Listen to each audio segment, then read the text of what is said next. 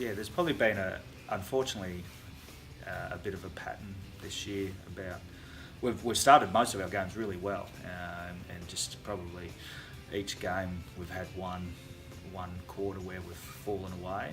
Certainly against North Adelaide 2 weeks ago, as the game progressed, we certainly fell away badly, and then the last quarter we were really outworked. So, two things. That was a big focus for our game this week, is we wanted to outwork the opposition. But we at 3/4 time, it was quite good really that we were in a spot that we had to outwork the opposition to win the game. And to the boys' credit, I thought we did that in the last quarter. So outside our third quarter, where we probably dropped away a little bit in our defensive pressure, I thought our work ethic on the weekend was really first class.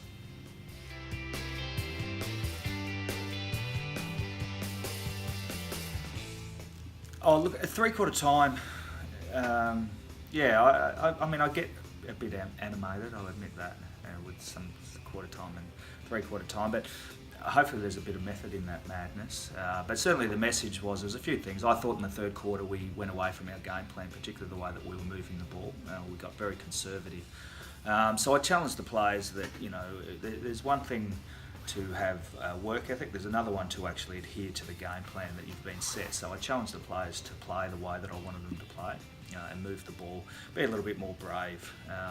And to their credit, they did that in the last quarter, they responded. So that was important.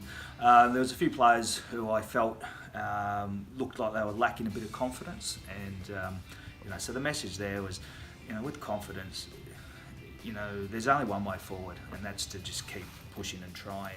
Nobody ever succeeds, and that was pretty much what I said, by going into their shell and putting their head down. So you can have the world's worst game, but there's always, the only solution moving forward is to keep trying and keep persisting. So that was the message there. And then, look, simply it was, if I felt if we outworked the opposition, I thought our structures, what we were doing would be good enough, and so I challenged them just for this last quarter to make sure that they worked harder than the opposition, and as I said before, I think they did that.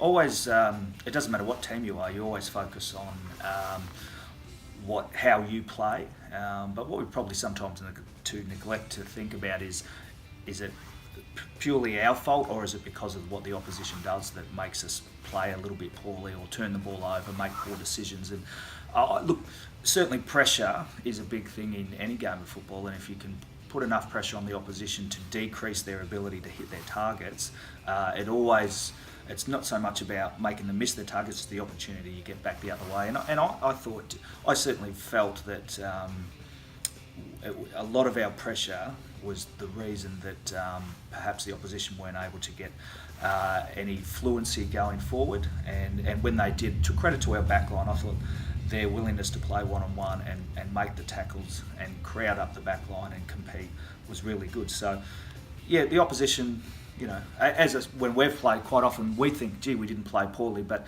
you've always got to appreciate that a lot of that comes from what the opposition does and how it impacts on you as well.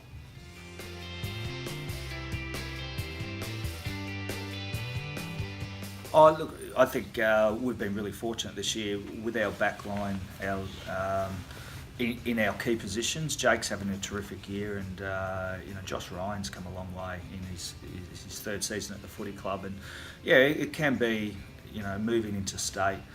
It does take a little while to get used to it, maybe a different style of football, but we've got to also appreciate that when guys move into state, they're moving home, they're getting new jobs, creating new friendships. So it is a big transition, and footy's just one element of that. So, the great thing as a coach is to know, or to be confident that every week that you've got key backmen who have the ability to manage the key forwards of the opposition, and I feel we've got that with Jake and Josh, and also Chris Burgess as well, and we've been managing that without our captain, who potentially is one of the best backmen in the competition, playing as a mid. So that's been really a real asset for us this year.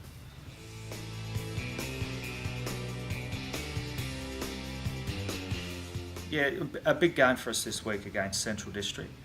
We obviously, that was our first win, and a good response for us early in the season after the loss to North Adelaide.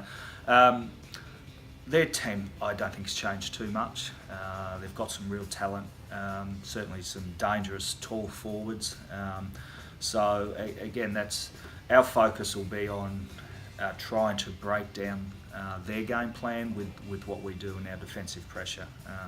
You know, it worked for us certainly against them last time, but I think they're probably a more improved outfit. I've seen their last 3 games, and they've been very consistent. I expect it's going to be a really tight game. I think talent-wise, the two clubs are probably at similar levels. So look out, but as I hopefully our supporters have seen all year, when we get our football right, I think we've been able to,